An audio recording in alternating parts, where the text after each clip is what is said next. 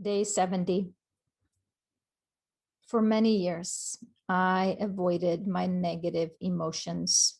They terrified me. I felt like they were so intense, I would never understand them or express them safely. I was wrong. Now, my negative emotions have become my friends. When I struggle with them, I know that's a sign I need to tweak some aspect of my life that no longer nourishes me. I know this is easier said than done, and those negative thoughts and feelings sometimes have a way of catching us off guard.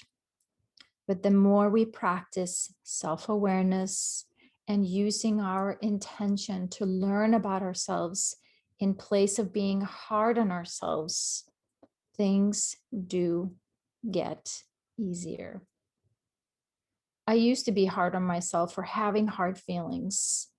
What I needed most when I was having hard feelings was self-compassion, because I had a good reason to be scared of the hard feelings.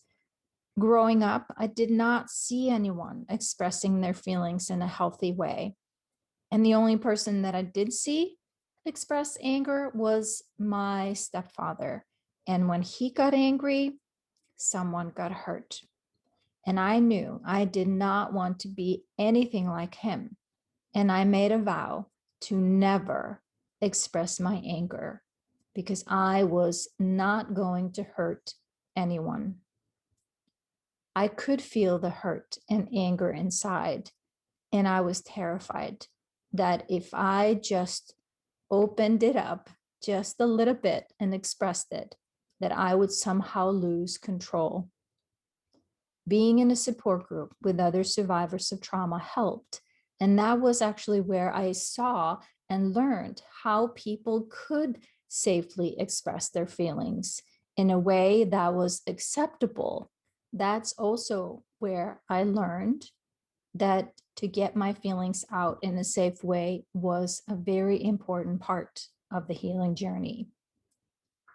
So slowly I learned that trying to avoid feeling my feelings also kept me from being comfortable with expressing the feelings that I wanted to feel and express, like joy, happiness, peace, kindness, and love.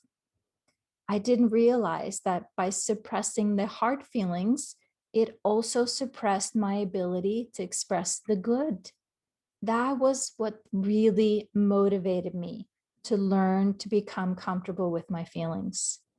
I had lived long enough with the hard feelings inside of me, and I had spent an enormous amount of time and energy holding it all back.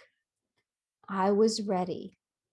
I was ready now to use the energy to feel better, more hopeful, and focused on what I wanted, not what I was trying to avoid. What I kept telling myself was that my thoughts and my feelings were all wrapped up in the lies and the stories that I had told myself as a little girl.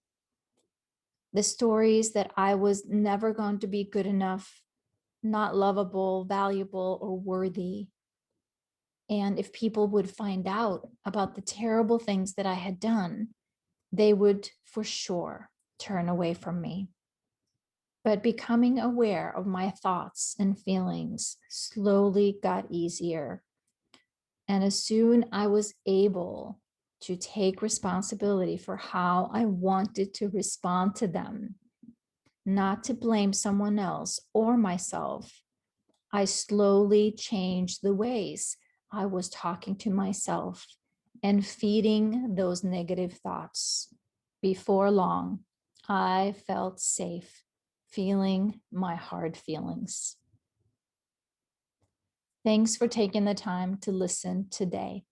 And I look forward to being here with you tomorrow on the next day of your journey to the heart.